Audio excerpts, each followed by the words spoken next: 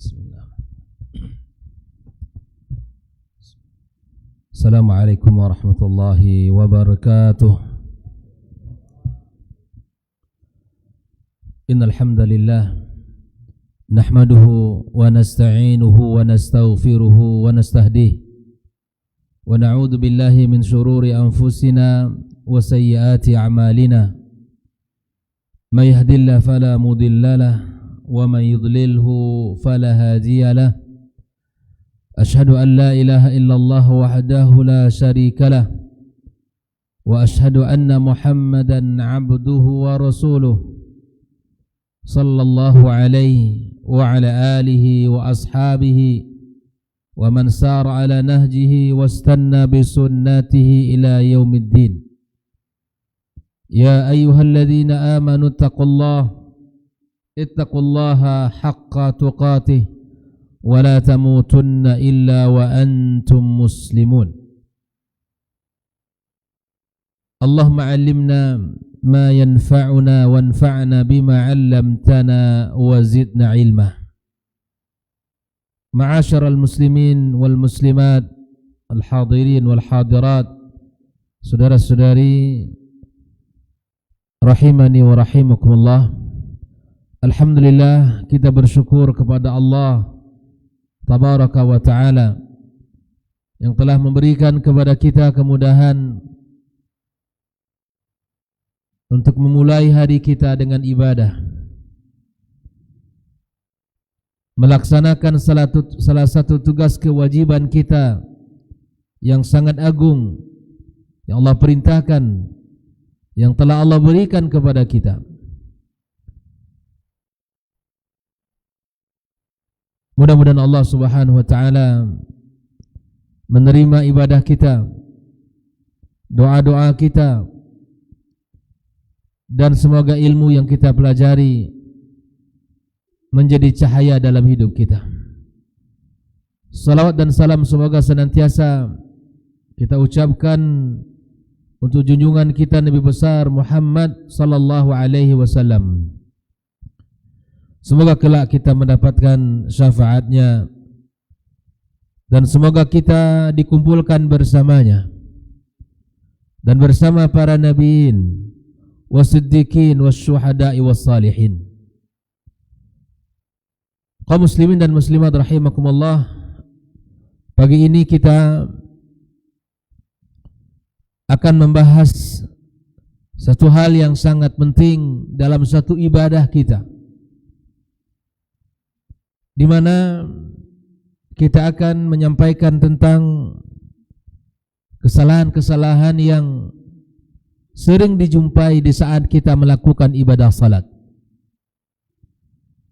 Kaum muslimin rahimakumullah, sesungguhnya ibadah salat adalah ibadah yang agung, merupakan rukun Islam, dan dia adalah pembeda antara kita dan orang yang tidak beriman. Rasulullah sallallahu alaihi wasallam menjelaskan al-ahdul ladzi bainana wa bainahum as-salah, bahwa perbedaan kita dengan orang yang tidak beriman ada pada salatnya.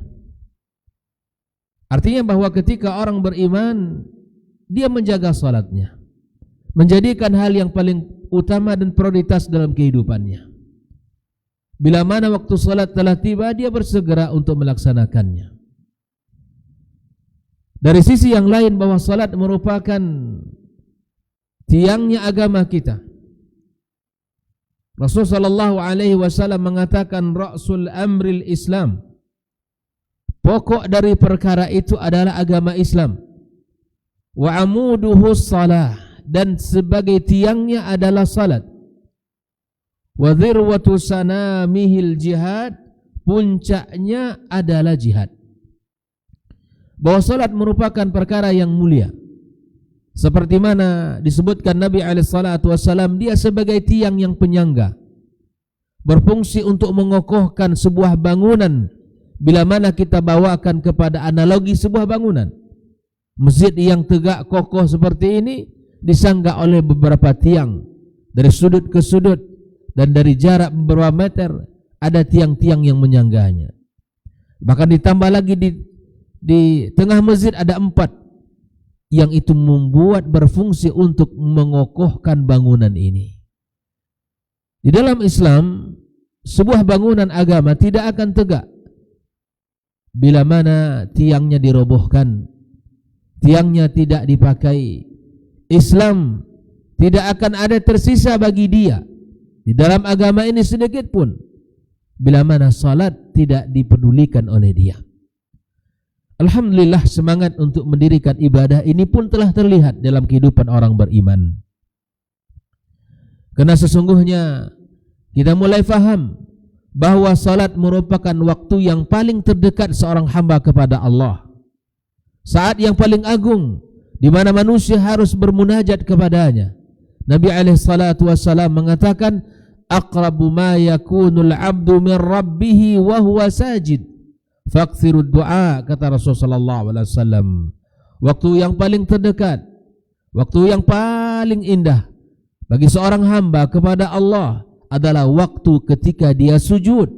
Maka perbanyaklah doa ketika sujud. Nah, oleh karena itu ikhwatal kiram rahimakumullah, perlu bagi kita untuk melihat, memeriksa, mengevaluasi. Karena salat merupakan hal yang sangat agung, ibadah yang sangat mulia. Jangan sampai kita melakukan kesalahan-kesalahan. Jangan sampai kita tidak mengikuti panduan di saat kita melakukan ibadah salat yang mulia ini. Ada beberapa kelalaian-kelalaian, atau barangkali bisa kita sebut dengan sebuah kesalahan, baik sengaja maupun tidak sengaja. Pada pagi ini kita akan kembali mencoba mengulang pelajaran kita, ilmu kita yang barangkali sudah pernah kita dengar atau sudah pernah kita baca. Ikhwatal kiram rahimakumullah, di antara kesalahan-kesalahan yang dilakukan ketika salat, baik sengaja maupun tidak, adalah tidak tuma'nina. Apa? Tidak tuma'nina. Apa tuma'nina? Apa tuma'nina jemaah sekalian? Tidak tenang ya, di dalam melaksanakan ibadah salatnya. Syekh Shalih Al-Fauzan menyebutkan bagaimana tuma'nina itu? Apakah mesti ada waktu khusus berapa menit? Tidak. Syekh Shalih Al-Fauzan mengatakan wahiya sukunun wa in qalla. Tuma'nina itu adalah diam, tenang walaupun hanya sejenak. Jadi jedah antara kita misalnya ruku kepada i'tidal, i'tidal kepada sujud, mesti ada jeda, ada tenangnya, diamnya. Wa in qalla, kata Syekh Shalih Al-Fauzan, walaupun itu hanya sebentar, walaupun hanya sedikit, tapi ada tuma'ninahnya. Tidak tuma'ninah di dalam salat merupakan kesalahan yang bisa membuat orang ya bahwa jatuh kepada tidak sahnya salat dia. Hal ini telah disampaikan oleh Rasulullah sallallahu alaihi wasallam di dalam sebuah sabdanya, "Idza qumta ila salati fakabbir." Bila mana engkau mendirikan salat, maka apa kata Rasulullah? Bertakbirlah, Allahu akbar, ya kan? Bertakbir. Tsumma qra' ma tayassara ma'aka minal Qur'an. Lalu kemudian membaca ayat-ayat Al-Qur'an yang bisa kamu baca, yang bisa dihafal, dibaca. Setelah kita membaca Al-Fatihah, maka kemudian kita membaca surat-surat ya Al-Qur'anul Karim yang bisa kita baca. Summa rka'. Lalu setelah itu apa kata Rasulullah? Ruku'lah kamu. Summa rka'. Ruku'lah kamu. Hatta tatma'in. Hatta tatma'inna raqi'an.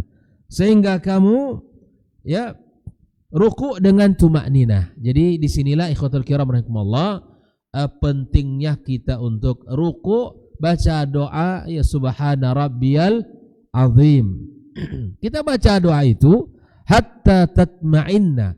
Jadi standarnya apa? Tenang dulu, diam. Makanya hal yang sering kita jumpai ketika salat tidak tumaknina itu biasanya kapan paling banyaknya? Paling seringnya? Kapan Pak Ahmad? Nah, orang sering tidak ada tumakninahnya. Kalau mungkin salat 5 waktu atau salat-salat sunat yang biasa ini ada tumakninah. Tapi yang paling sering tidak ada tumakninahnya pada salat tarawih. Terkadang subhanallah imam ini ya sulit untuk tumakninah karena kalau lama sedikit jamaah marah. Lama kali rukuknya, lama kali sujudnya. Padahal mesti memang ada jeda.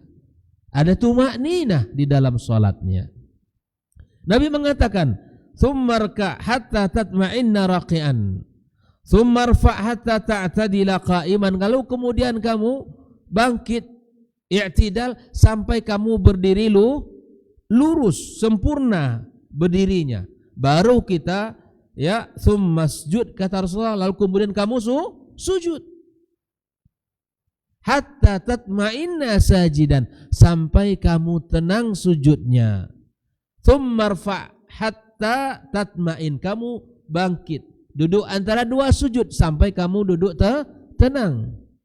Ini belum lagi kayak orang goyang-goyang aja kan salat itu. Terkadang bercandaan. Bahkan di dalam salat tarawih ini sebentar lagi Ramadan. Ikhwatal kiram, ini perlu kita bahas agar kita tahu bahwa ibadah ini bukan hanya selesai cepatnya kemudian bagaimana harus segera kita pulang ke rumah makan lagi. Tidak, bukan itu. Ini ibadah yang agung, ibadah yang mulia. Kita hadirkan dalam hati bahwa kita mesti sempurna di dalam menjalankan salat itu. Ya, sampai ada dalam bulan Ramadan itu apa? Al-Fatihah satu nafas. Gimana baca Al-Fatihah satu nafas? Ini kita bukan main-main. Ya, sedang ibadah salat. Nabi mengatakan, "Man qama ramadhana imanan wa ihtisaban ghufira lahu ma taqaddama min dzambi." Yang mendirikan Ramadan dengan ibadah.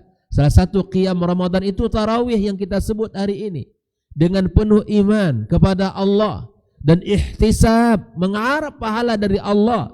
Apa kata Rasulullah sallallahu alaihi wasallam? "Ghufira lahu ma taqaddama min dzambi." Allah ampunkan dosa-dosa yang telah lewat. Bagaimana kita akan bisa tumakninah ketika ruku', ketika i'tidal sempurna berdiri? Bagaimana kita sujud dengan tumakninah sementara ya imamnya cepat-cepat? Nah, oleh karena itu kata Rasulullah, "Tsumma fa'al dzalika fi salati kulliha." Lakukan salat seperti ini di seluruh keadaan salatmu, baik itu salat wajibmu maupun salat sunnahmu. Nah, ini dia. Jelas jemaah? Ya, tidak tumakninah di dalam salat itu adalah sebuah kesalahan yang mesti kita hindarkan. Nah, oleh karena itu bila mana satu hari barangkali kita buru-buru apa diingatkan oleh orang, "Pak, tadi tidak tumakninah salat." Oh iya, minta ampun sama Allah. Jangan pula mendebat dia lagi. Sudah, kamu enggak tahu saya, pokoknya salat saya aja udah. Jangan mikirkan salat orang lain. Terkadang kita marah di saat kita dinasihati oleh orang. Ikhwatal kiram rahimakumullah. Maka sekali lagi ini di antara kesalahan-kesalahan yang sering kita jumpai. Saya lihat sesungguhnya kita salat itu kan dalam menghadap Allah. Masa kita buru-buru kita ya, coba sajalah Bapak Ibu sekalian rahmati Allah. Di dalam kehidupan nyata kita menghadap seorang pemimpin, menghadap orang terpandang terhormat, bagaimana? Datang saja penuh dengan sopan santun menghadap. Jangan-jangan berdiri kita salah, kita takut. Jangan-jangan cara bicara kita salah, kita takut. Apalagi buru-buru mau meninggalkan dia. Tidak. Ini menghadap Sang Khalik. Kita beribadah kepada Allah, maka sempurnakan gerakan-gerakan kita, lalu kemudian tumakninah. Yang kedua, di antara hal yang kita jumpai di dalam kehidupan masyarakat, di antara kesalahan-kesalahan yang bisa dilihat, dipahami adalah memandang langit, memandang mandang dinding masjid. Ya. Barangkali kalau di sebagian masjid banyak hiasan-hiasannya, banyak tulisannya, penuh. Ini masjid ini sedikit ada di atasnya. Ada sebagian masjid sampai ke bawah. Maka terkadang subhanallah dia tidak faham seharusnya bagaimana matanya ketika salat. Saya ingin tanya kepada jemaah, kemana mata kita memandang ketika salat? Jemaah, ibu-ibu, kemana mata kita memandang ketika salat? Ke tempat sujud. Mana dalilnya Ustaz? Kita bacakan dalilnya. Rasulullah sallallahu alaihi wasallam mengatakan, "Ma balu aqwamin yarfa'una absarahum ila as-sama' fi salatihim." Mengapa orang-orang mengarahkan pandangan mereka ke langit, kata Rasulullah, di saat mereka sedang salat?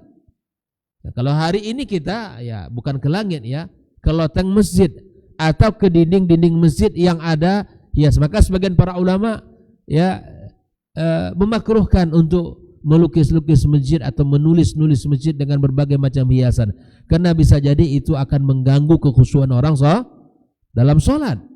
Banyak sekali tulisan-tulisannya. Ya, maka oleh karena itu Nabi mengatakan, menegur, kenapa orang ketika salat itu mengangkat, melihat matanya ke langit. Fasadda qawlu fi dhalika hatta qala la yantahunna an dhalika aw la tukhtafanna absaruhum. Sampai Nabi SAW mengatakan, hendaklah mereka menghentikan pandangan itu atau Allah benar-benar akan menyambar penglihatan mereka. Nabi tidak membolehkan. Ya, ketika kita salat, pandang tempat kita sujud. Pandang tempat kita sujud. Sehingga apa? Sehingga tidak membuat kita lirik kanan, lirik kiri, lirik atas. Tidak. Bukan itu yang mesti lakukan, tetapi lakukan saat kita salat, pandang ya tempat sujud kita. Ahibati fillah, ikhwani kaum muslimin dan muslimat rahimakumullah. Nah, dia ini di antara kesalahan-kesalahan. Ya, di antara kesalahan-kesalahan yang ada di dalam ibadah salat kita. Maka oleh karena itu, bila mana ini pernah terjadi, maka hentikan, kita tinggalkan, kita pandang tempat sujud kita saat kita salat. Nah, di antara hal yang juga terjadi di sebagian kaum muslimin di saat salat, dia memejamkan mata. Nah, ini yang ketiga. Ini yang ketiga, di mana kita lihat di sebagian kaum muslimin, di antara kesalahan adalah berkaitan dengan pandangan ya mata ketika salat, yaitu memejamkan matanya, merem. Allahu Akbar, langsung tutup matanya. Yang seharusnya tidak dilakukan seperti itu. Ya. Saya ingin tanya, kenapa sebagian orang menutup matanya ketika salat? Apa kira-kira tujuan mereka?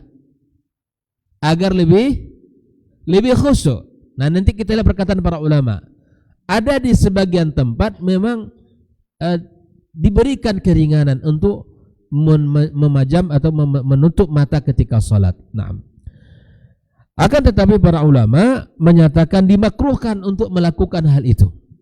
Allahu Akbar gitu, langsung dia pejamkan matanya. Dimakruhkan seseorang, kata para ulama, untuk memejamkan matanya. Di antaranya Syekh Shalih Al-Fauzan menjelaskan tentang hukum menutup mata ketika salat atau memejamkan mata ketika salat. Wa yuqrahu fi salati taghmidu 'ainaihi li ghairi hajah.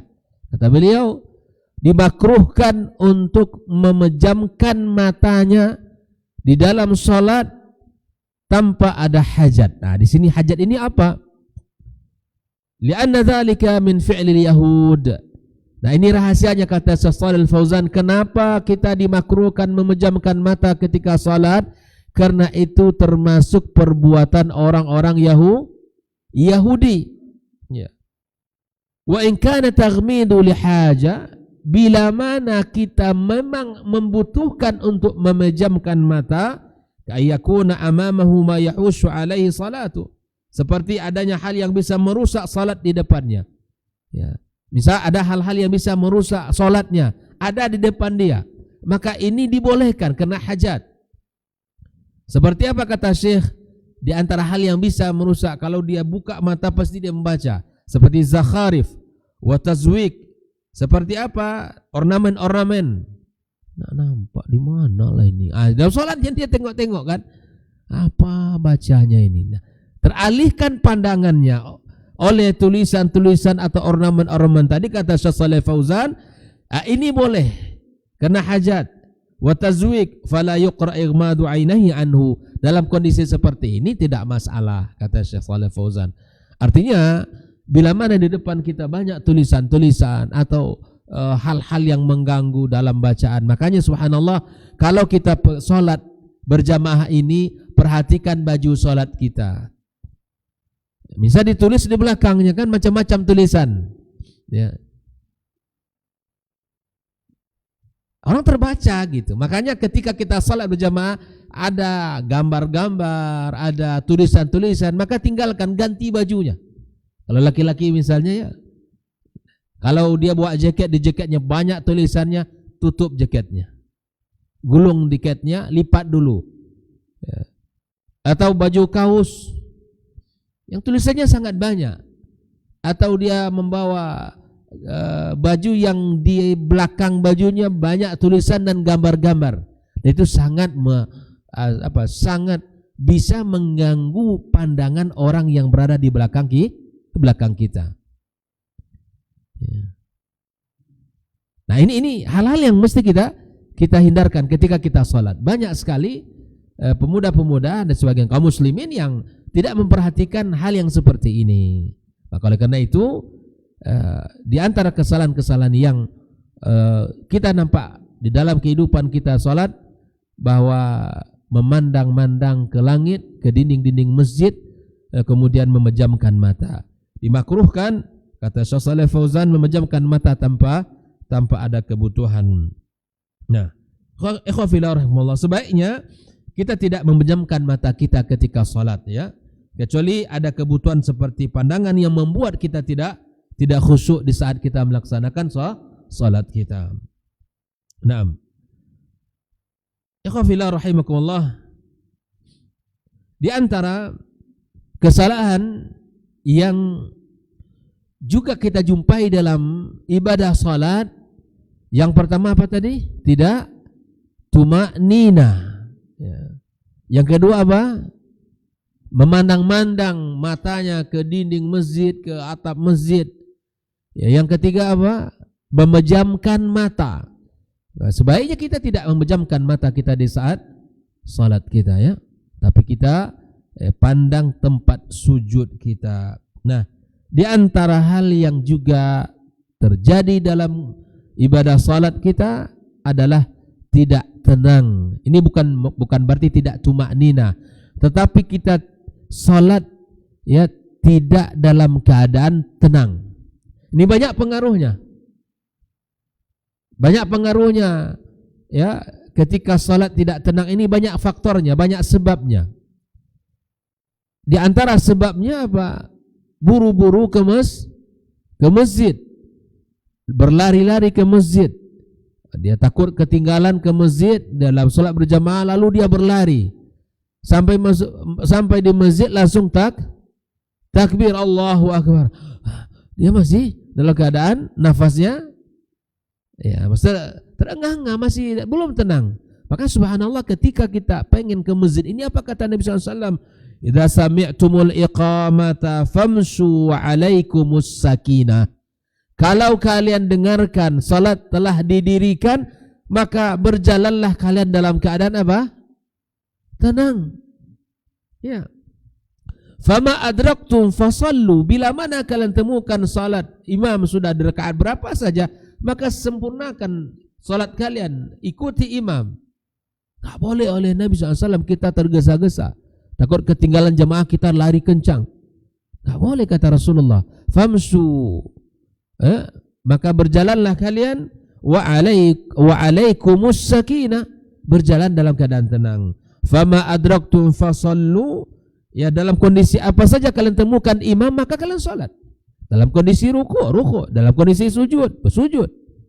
Ya, wa ma fatakum fa'atimu, apa yang kalian lewat maka sempurnakan. Jelas ya? Maka jangan buru-buru. Ketika imam sedang dalam keadaan ruku dan dia tidak mau ketinggalan rukuknya, langsung Allahu Akbar, langsung. Kadang enggak sempurna. Ya, tidak sempurna apa yang ia lakukan itu. Maka oleh karenanya tenang saja. Nabi SAW tidak menyuruh kita untuk berburu-buru dalam solat ini. Ya, tumakninah dijaga setiap perpindahan gerakan solat kita antara ruku', i'tidal, sujud, duduk antara itu perlu tumakninah. Dan di dalam menjalankan ibadah solat ini kita perlu ketenangan, tenang hati kita, tenang jiwa kita. Itu yang dibutuhkan. Ya. Makanya subhanallah dulu para sahabat kalau mereka salat apa? Seakan-akan seperti tunggul kayu. Bila mana seekor burung berada di atas kepala mereka, ya, maka burung tidak akan terbang. Kenapa? Karena tenangnya bukan main, tenangnya salat para sahabat itu. Ya. Bahkan ada sebagian apa? Saking khusyuknya dalam salat sahabat ketika dilakukan operasi untuk kakinya, maka dia minta biarkan saya dalam keadaan salat.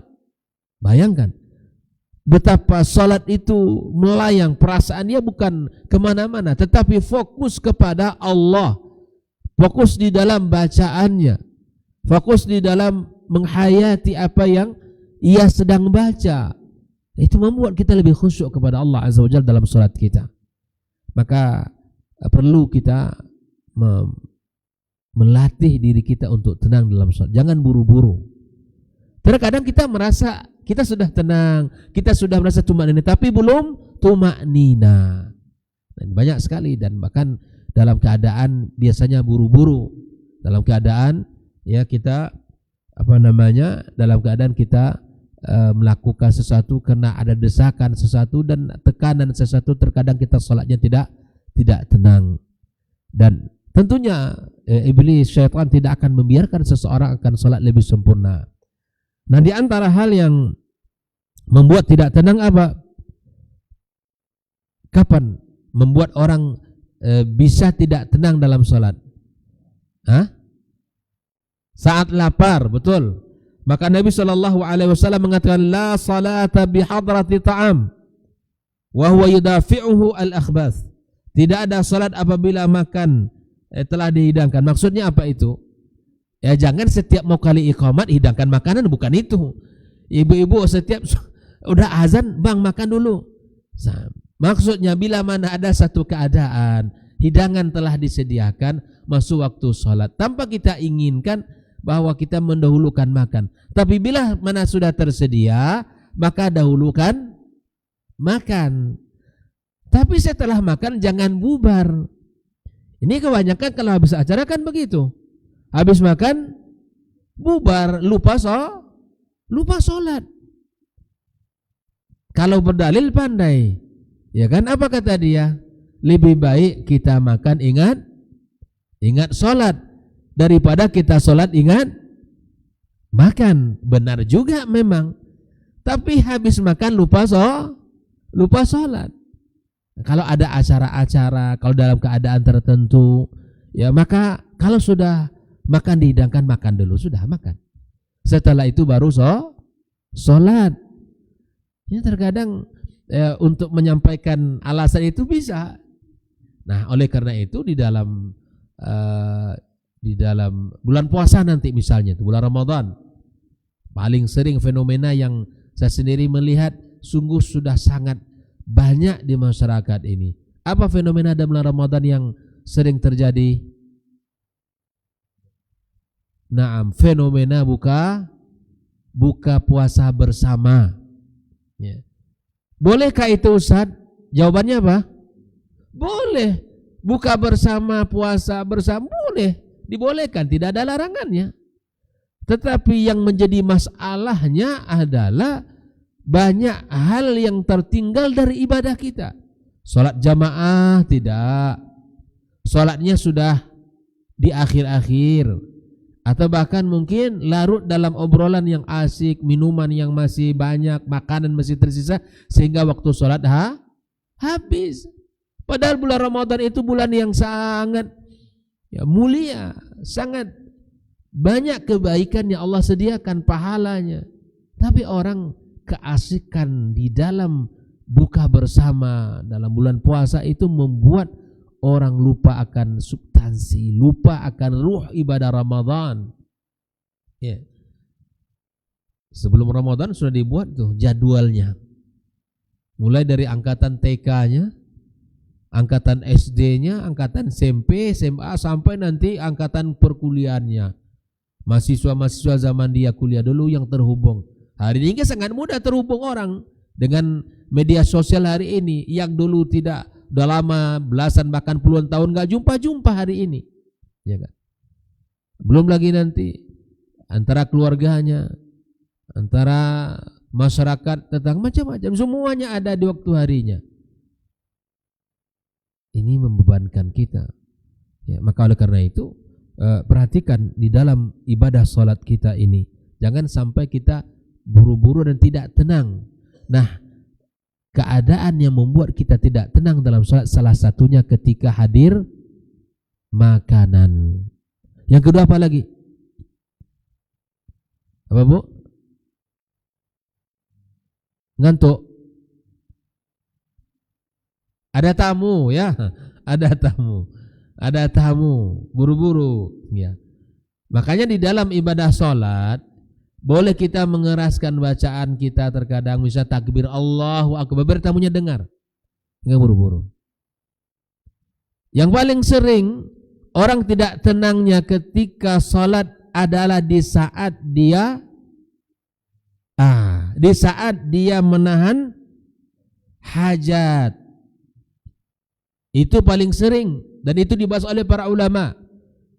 Ini tanggung ini gitu ya, sudah mau salam kok rasa-rasa perut tidak nyaman. Tahan Ustaz, boleh ditahan, makruh menahannya. Jelas Bu? Ya sholat lagi ini gitu kan. Terkadang buang angin keluar terus. Gimana caranya? Ya habis sholat, ya sudah, itu memang sudah takdirnya, gimana lagi. Jangan kita kesal dengan hal kondisi seperti itu. Lebih baik kita batalkan lebih sholat. Nah, ini yang disebut oleh para ulama, di antaranya adalah di saat kita ya menahan hajat kita, buang hajat kita. Oleh karena itu dimakruhkan bagi seseorang untuk menahan hajatnya sedang dia dalam keadaan salat. Nah, bila mana keadaannya tidak mengganggu salat, maka boleh. Tetapi keadaannya ada kondisi orang tidak lagi bisa tahan gitu, baik itu angin ataupun hajat besarnya, maka dimakruhkan kita untuk menahannya. Karena itu akan merusak kekhusyuan kita. Fokus kita akan berubah, tidak lagi dengan apa yang kita baca, tetapi menahan hajat kita yang ingin dibuang. Ini perlu kita pahami bersama, bahwa makruh untuk menahan itu. Sudah, kalau terasa buang, kalau terasa sudah hentikan sholatnya, kemudian ulang lagi. Nah, ini diantara kesalahan-kesalahan kita. Oleh karena itu, ikhwafillah rahimakumullah, la salata bihadratit ta'am, kata Rasul. Tidak ada salat bila mana makan telah dihidangkan, wala huwa yudafi'uhul akhbath. Ini yang kedua, kata Rasulullah, ya, ketika menahan buang air besar atau buang air kecil. Rawahul Bukhari. Ya. Rawahul Bukhari. Maka oleh karena itu tinggalkan kondisi-kondisi ini, jangan buat kita tidak nyaman salat. Ketika ingin salat, maka tenangkan dulu. Misalnya ibu-ibu ketika ingin salat, sudah masuk waktu gitu kan, ibu sedang menggoreng sesuatu, matikan dulu kompornya, jangan dibiarkan hidup. Ini hangus. Ada ingatnya yang hangusan aja, salatnya nggak khusyuk. Makanya jangan buat kondisi di mana kita tidak bisa khusyuk. Selesaikan dulu pekerjaannya di dapurnya. Jangan ada sesuatu yang membuat kita khawatir di dapur itu. Ya, lakukan sesuatu yang bisa membuat kita tenang. Kalau dalam kondisi misalnya kompor masih nyala, ya selesaikan dulu itu baru sholat. Jangan buat keadaan dan kondisi di mana kita tidak tenang.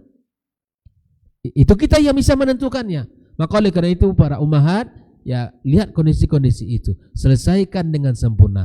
Kita juga para bapak-bapak ini ketika kita ingin ke masjid di saat azan telah dikumandangkan, tenangkan diri kita.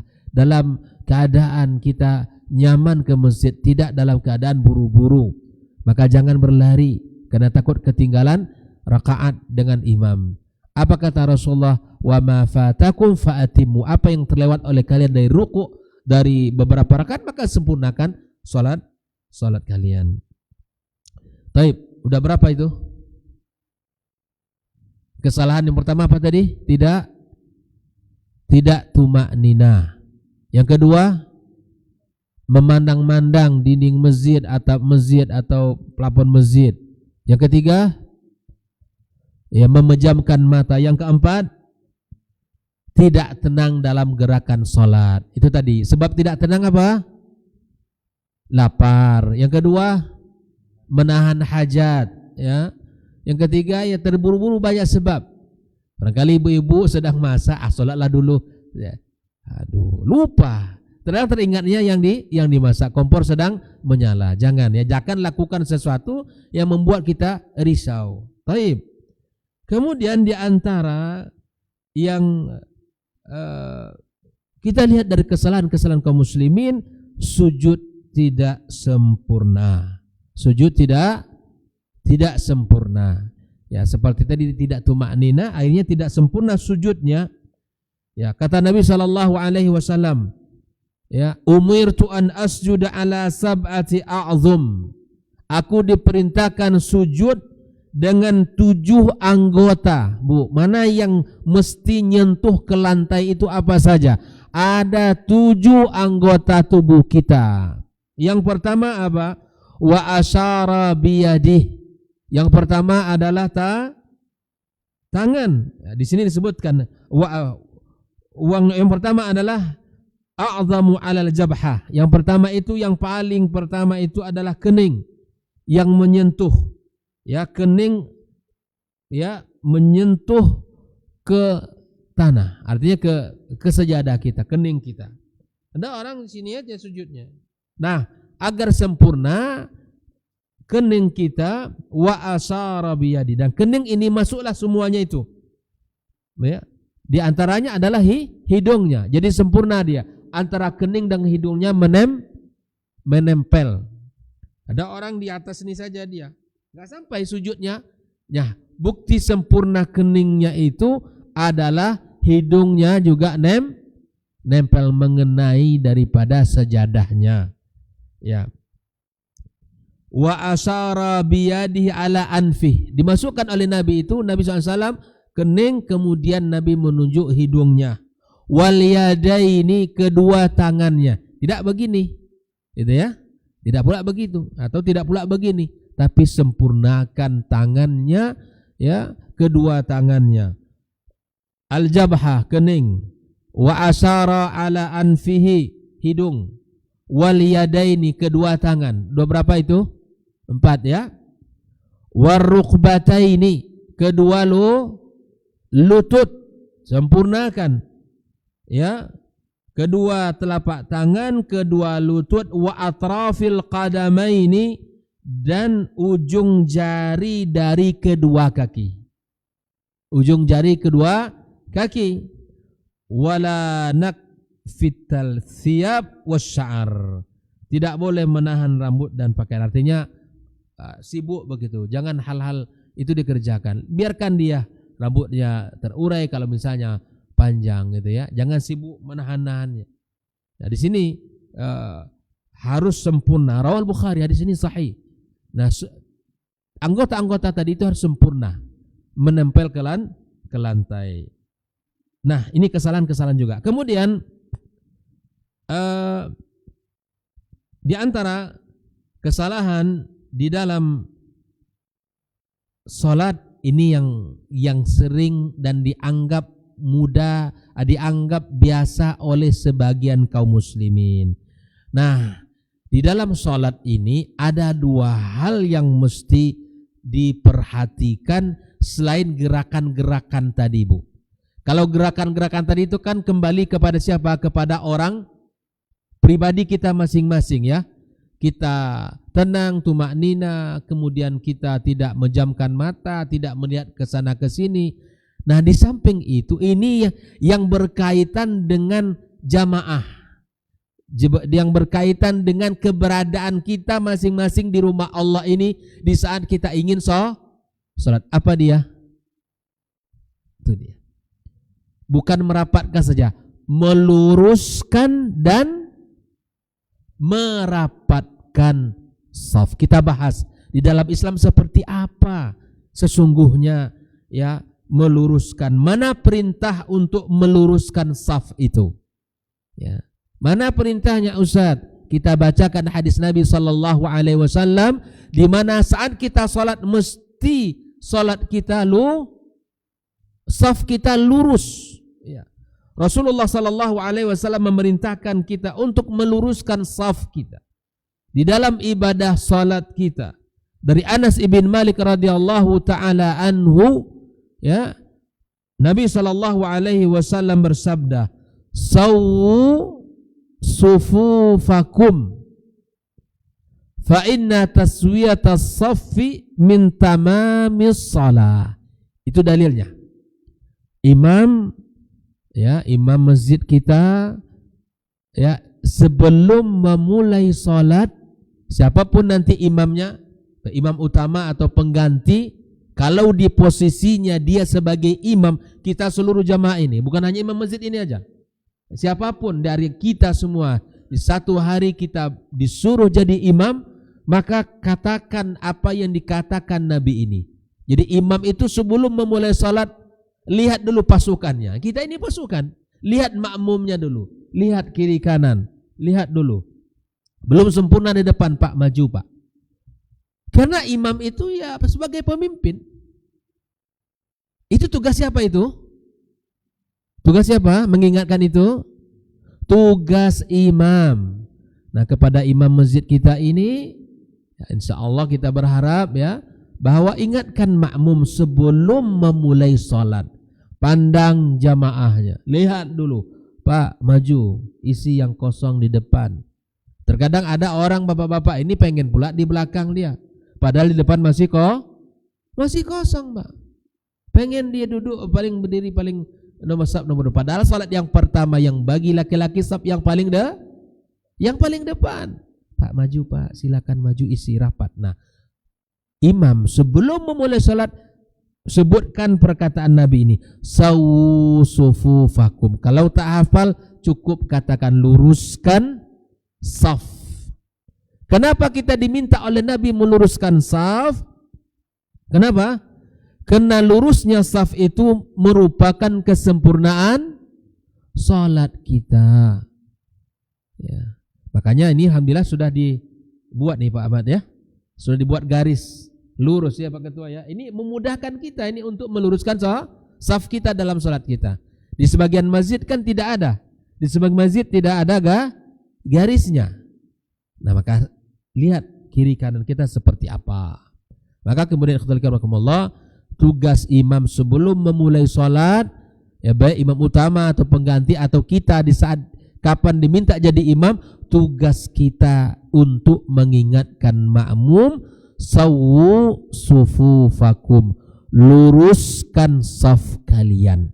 Nah, dalil yang kedua, hadis yang tadi Bukhari Muslim, nih hadis yang berikutnya, hadis dari Bukhari, sawu sufufakum fa inna taswiyatas sufufi min tamamis shalah atau min iqamatis shalah. Luruskan saf kalian, dan karena meluruskan saf itu bagian mendirikan salat, bagian mendirikan salat. Di salat kita ini di antara yang bisa menyempurnakannya ketika kita meluruskan saf kita. Ini pertama. Ya. Pak, luruskan safnya Pak, ditegur, diingatkan. Tetap saja dia berdiri. Seakan nggak mau, nggak dengar itu peringatan orang, Pak, luruskan safnya. Ini Bapak ini tuli atau apa gitu ya? Nggak dengar, nggak gimana? Luruskan safnya Pak. Diri aja juga di situ. Oke. Nah, yang kedua, di samping meluruskan saf, ya. Nah, coba ada subhanallah satu hadis Nabi yang luar biasa tentang meluruskan saf. Kata Rasulullah SAW, istau wa la takhtalifu. Ya, apa kata Rasulullah SAW? Sebelum karena Rasulullah SAW yamsah manakibana fi salah. Nabi itu memegang pundak-pundak kami sebelum salat. Berarti Nabi apa? Ya, melihat kan? Pak, luruskan. Sahabat itu dipegang pundaknya. Wa yaqul isau, luruskan. Wala takhtalifu, jangan bengkok safnya. Fatakhtalifa qulubukum, sehingga hati-hati kalian akan bisa bengkok. Bayangkan, ada faedah lurus saf di dalam salat itu akan membuat kekuatan kita. Jangankan di dalam salat, ya subhanallah, dalam kehidupan sehari-hari kita akan tergambar itu. Tidak lurusnya saf kita dalam salat itu membuat hati kita berselisih, berbeda ya. Berselisih, membuat hati kita ini enggak sama. Makanya sempurnakan salat kita kaum muslimin, insyaallah dalam kehidupan kita akan bisa sempurna. Akurlah di dalam salat. Ikutilah tuntunan Nabi. Ya, bagaimana salat, maka insyaallah di luar salat kita akan bisa akur, tidak berselisih. Bagaimana umat ini tidak berselisih? Dalam salatnya saja berselisih. Dalam urusan meluruskan saf saja tidak mau. Bagaimana di luar salat? Ya, bagaimana di luar salat? Nah, oleh karenanya, adakah ancaman bagi yang tidak meluruskan salat? Naam. Nabi SAW ya menyebutkan bahwa meluruskan saf itu adalah sebuah kewajiban yang mesti kita perhatikan, ya, karena Rasulullah SAW mengancam orang yang tidak meluruskan safnya dengan cara apa? Dengan perselisihan hati kita masing-masing. Ya, kalaulah dalam solat tidak bisa kita bersatu, maka di luar solat lebih tidak bisa bersatu. Bisa dipahami, Bu? Kalau dalam solat ini kita tidak bisa sama, tidak bisa mengikuti sunnah Nabi, perintah Nabi, maka di luar solat akan lebih mudah untuk tidak bersatunya. Maka cerminan kita dalam solat itulah, ya, bagaimana kita salat, insya Allah itu akan terbawa di luar kehidupan kita di luar salat. Maka Nabi mengatakan jangan kalian bengkok-bengkok safnya, karena akan membuat hati kita bengkok berselisih. Ikhwafillah rahimakumullah. Lalu bagaimana cara meluruskan saf? Apa patokannya? Saya ingin tanya kepada jemaah. Patokan meluruskan saf itu jari kah atau tumit? Nah, tumit. Patokannya tumit. Karena kalau jari, ada orang yang kakinya panjang, yang menjadi patokannya tumit. Nah, ini dia. Paskan tumit. Saya dengan beliau enggak sama tingginya, dan tentu enggak sama pula size telapak kakinya. Kalau jari jemari kaki menjadi ukuran, itu akan zigzag dia. Karena tidak sama semua orang, maka yang menjadi patokannya adalah tumitnya. Jadi di ujung apa ini? Sajadah ini ditaruh tumitnya masing-masing situ, samakan.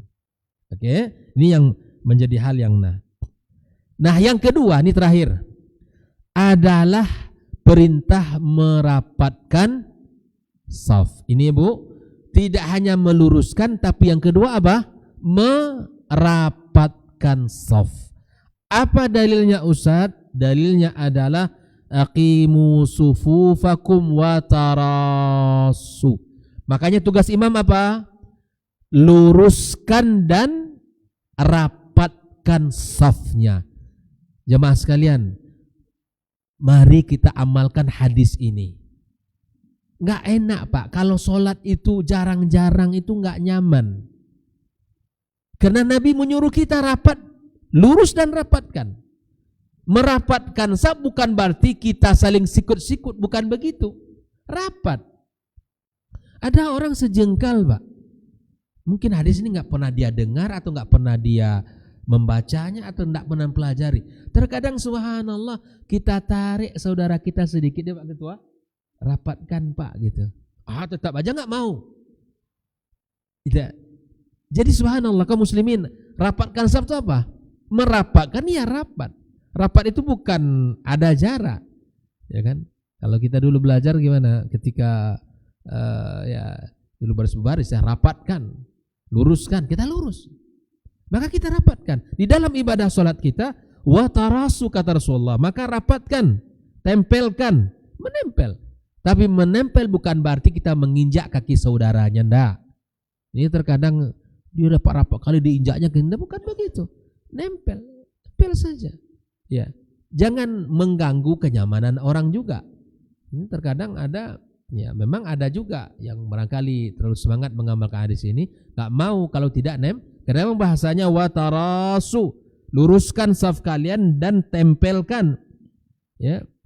Nah, nempelkan yang membuat rapat. Maka di sini kata Syekh bahwa menempelkan itu bukan berarti kita az-ziham, membuat kita berdesak-desakan, enggak.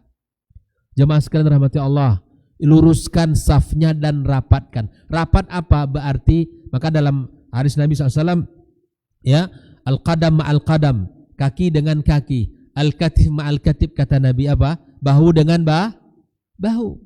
Ini nempel. Ya, ini jemaah sekalian rahmati Allah, tolong kita perhatikan hadis Nabi ini, yang kita perbaiki cara sholat kita, luruskan saf kita dan rapatkan. Kalau dia jarak bagaimana Ustaz? Kita tarik saudara kita pelan-pelan sampai dia faham kalau ini mesti kita rapatkan. Jelas jemaah sekalian?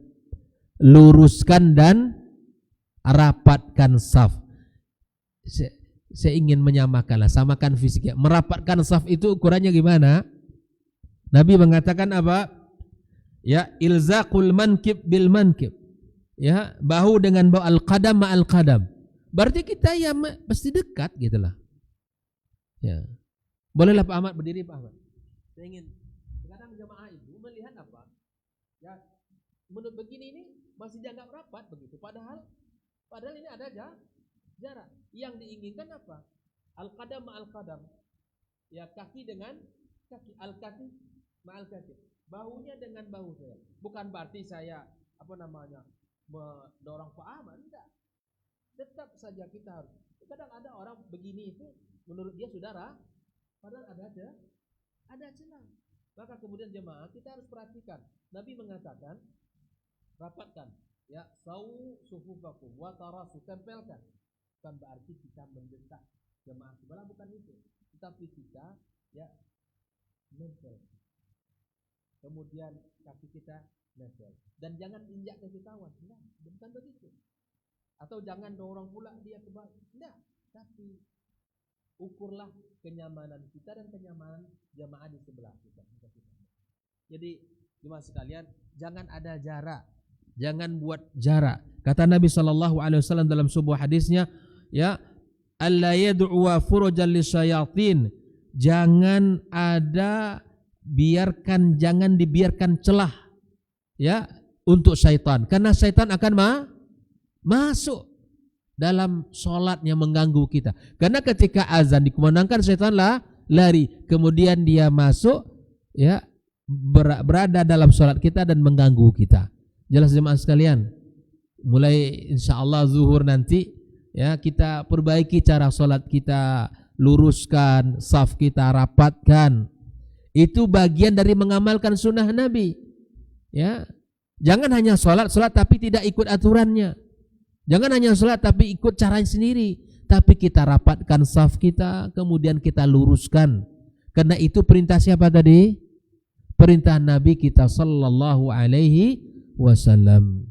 Ya, oleh karena itu kita amalkan di antara sunnahnya, kita rapat dalam sholat. Jaga, jangan dibiarkan berjarak antara kita dengan teman kita yang satu, baik kiri dan kanan. Kalau ada jarak, boleh kita tarik Ustaz, boleh kita tarik sedikit dengan cara yang baik sahabat kita itu. Tapi ada orang pula yang tidak paham. narik yang ditinjunya kawan di sebelahnya. Apa nak narik saya dalam solat ni? Tak faham, dia yang jahil, dia yang tidak faham. Ya, tapi semua itu harus dilakukan dengan cara yang baik. Ya, tegur jamaah. Makanya subhanallah kalau ada jamaah ini kita lihat seperti ini, maka subhanallah, Pak, cobalah rasakan kalau solat ya jarak-jarak, kecuali dulu masa Covid memang disuruh ya. Masa Covid dibuat enggak boleh dekat-dekat. Nah, di jarak. Ini enggak ada lagi Covid kan? Nah, oleh karenanya kalau kita berjarak, ingat ketika solat itu jangan kita bersendawa, jangan kita sembarangan bersendawa. Maka Nabi SAW menyuruh kita kalau kita ingin salat bersihkan mulutnya bersiwak. Ini baru makan durian 4 biji pergi ke masjid dia. Sendawa satu masjid tu memuntah dibuatnya. Jangan begitu, pusing dibuatnya sendawa durian. Dan lagi sendawa yang lain-lainnya. Maka bersihkan mulutnya. Kalau Nabi SAW, kalau kalian makan bawang jangan pergi ke masjid kami. Artinya habis makan bawang bersihkan dulu mulutnya. Barakallahu fikum. Demikian pembahasan kita pada pagi ini. Ya, semoga kita bisa memahami ya pelajaran ini untuk kehidupan kita ya. Pelajaran kita, praktek kita ya. Hari-hari kita salat ya, maka perhatikan safnya, perhatikan ya bagaimana cara kita salat. Barakallahu fikum. Demikian pembahasan kita para jemaah. Semoga Allah Subhanahu wa taala berikan kepada kita ilmu yang bermanfaat dan bisa mengamalkan dalam keseharian kita. Wallahu taala alam wa sallallahu ala nabiyyina wa habibina Muhammadin wa ala alihi wa sahbihi ajma'in. Wassalamualaikum warahmatullahi wabarakatuh.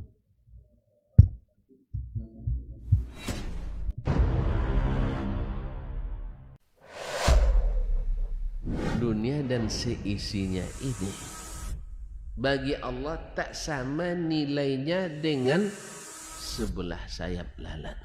Barang siapa yang beramal untuk akhiratnya, Allah akan cukupkan baginya urusan dunia.